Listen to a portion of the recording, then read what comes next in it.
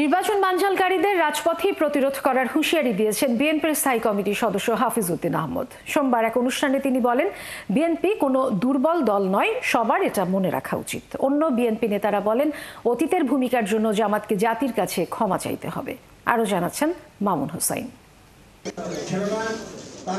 বর্তমান রাজনৈতিক ও সামাজিক প্রেক্ষাপটে স্বাধীনতা, সার্বভৌমত্ব এবং গণতন্ত্র রক্ষায় জাতীয় সংসদ নির্বাচনের বিকল্প নেই শীর্ষক এই আলোচনা সভা।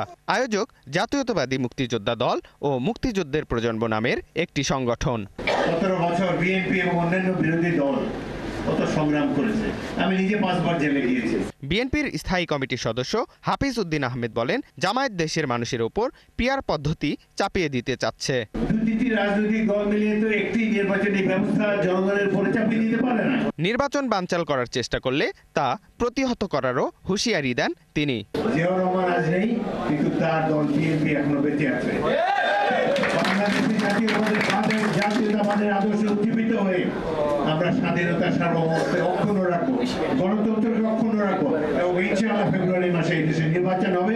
একই অনুষ্ঠানে আরেক নেতা শামসুজ্জামান দুদু বলেন, অতীত ভুলের জন্য জামায়াতকে ক্ষমা চাইতে হবে। যারা মুক্তিযুদ্ধের সময় স্বাধীনতা যুদ্ধের বিপক্ষে দাঁড়িয়েছেন, যে অপকর্ম করেছিলেন পাকিস্তানি সেনাবাহিনীর সঙ্গে অস্ত্র ধরে, তার জন্য তো এখনো পর্যন্ত ভালো করে ক্ষমাই চাই না।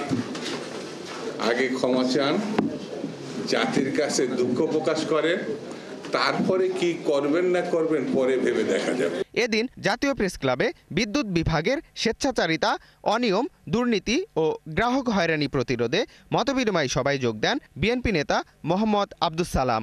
যদি নির্বাচন না হয়, নির্বাচিত সরকারের কাছে ক্ষমতা হস্তান্তর করা না যায়, তাহলে আগামী দিন অন্ধকার। তিনি বলেন, সংস্কারের কথা বললেও অন্তর্বর্তী সরকার চুরি বা লুটপাট বন্ধে উল্লেখযোগ্য কোনো পদক্ষেপ নিতে পারেনি। ফ্যাসিবাদ বিদায় হওয়ার পরে এই সেক্টরের সাথে যারা জড়িত ছিলেন হাজার হাজার কোটি টাকা লোপাট করেছেন, কিন্তু সেগুলোর ব্যাপারে এই সরকার কিন্তু তেমন কোনো উল্লেখযোগ্য স্টেপ নিয়েছে বলে অন্তত আমার মনে পড়ে না।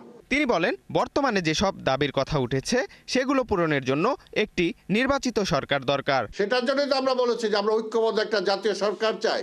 মামুন হুসাইন, ৭১, ঢাকা।